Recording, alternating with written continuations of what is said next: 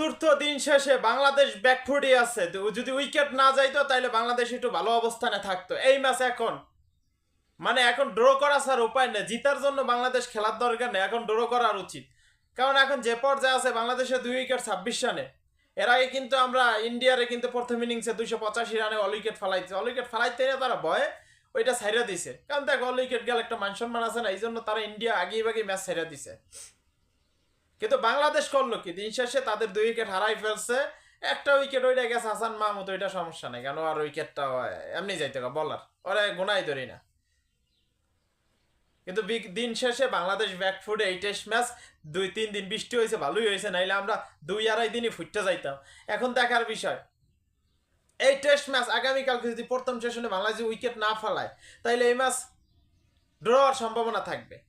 আর যে প্রথম সেশনে যদি উইকেট ফালাই দেয়, বাংলাদেশে বিশ্বাস না ভাই, আমি বাংলাদেশে বিশ্বাস করি না। বাংলাদেশের যদি উইকেট পড়া শুরু করে, এই যে দেখেন উইকেট পড়ে, কালকে দেখবেন উইকেট পড়া শুরু করলে তারা দেখলে উইকেট পড়বে, তাদের কোনো বিশ্বাস নাই। ইজ্জত মান সম্মান এই টেস্ট 2 দিনে যদি শেষ হয়ে যায় ভাই, আমার মান সম্মান থাকবে না। গর্ত খুঁজছে, গর্তের ভিতরে ঢোকা লাগবে। সত্য কথা, দিন শেষে আমরা ব্যাকফুটে। ইন্ডিয়া ভালো বল করছে, ইন্ডিয়া ভালো ব্যাটিং করছে। আপনি দেখেন দ্রুততম 50, দ্রুততম সেঞ্চুরি, দ্রুততম 200 রান, দ্রুততম 250 রান। এখন আপনি দেখেন তারা এত সুন্দর ব্যাটিং করছে। দিন শেষে সাকিব আল হাসানের সেরা বোলিং ফিগার ছিল, দিন শেষে মেহেদী হাসান মিরাজের সেরা বোলিং ফিগার ছিল।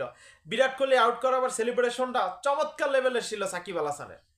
সাকিব আল হাসানের হয়তোবা এই লাস্ট টেস্ট ম্যাচ ছিল, যাক রাঙ্গাই রাখছে, হয়তো ব্যাটিংয়ে যদি একটু ভালো করতে পারে, 50+ একটা রান করতে পারে, তাইলে আমাদের জন্য ভালো হবে, আমরা তার ব্যাটিংটা দেখে উপভোগ করব। এখন দেখার বিষয় বাংলাদেশ এই লিডটা কি ধরে রাখতে পারবে, ড্র করতে পারবে, নাকি ইন্ডিয়া ম্যাচটা জিততে যাইব। ইন্ডিয়া 90% এই ম্যাচ জিতার সম্ভাবনা থাকবে, কারণ বাংলাদেশে বিশ্বাস নাই। তারপরও আমি আশাবাদী ইন্ডিয়াকে হারানোর জন্য, কারণ এখন কান্না ছাড়ার উপায় নেই ভাই। যে চ্যালেঞ্জ লইছিলাম সেই চ্যালেঞ্জ এখন হেরে যাবো, এটা কনফার্ম হেরে যাব। এটা কনফার্ম চ্যালেঞ্জ লইয়া ভুল করছি, চ্যালেঞ্জটা লই একবার ডাইরেক্ট ভুল করছি। চ্যালেঞ্জ এখন হেরে যাব, কারণ ভারতের বিপক্ষে এই টেস্ট ম্যাচ হয়তো বা ডরো, নয়তো যদি উইকেট না পেলে 2টা সেশন কাটাইতে লাগবে বাংলাদেশের। কালকে 2টা সেশন কাটানো লাগবে। নর্মালি 50 ওভার ব্যাটিং করা হবে কালকে সারাদিনে, তারপরে যদি উইকেট যায় সমস্যা নেই।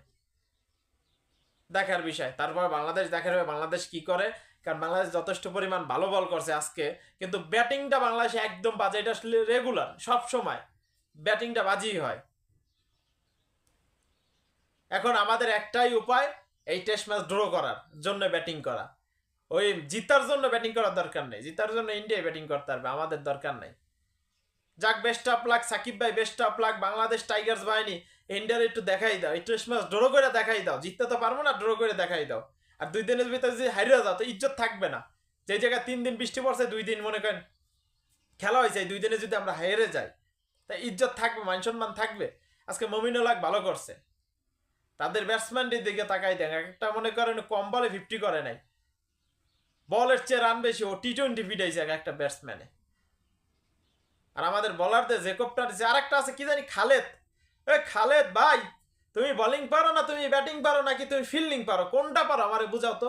হ্যাঁ, বিরাট কোহলি আনা উইকেট নিতে পারতো না যদি আগে রান আউট করতে পারতো। ফিল্ডিং মিস করে খেলতে গেছে, জাতের বলার না, জাতের ফিল্ডিং না।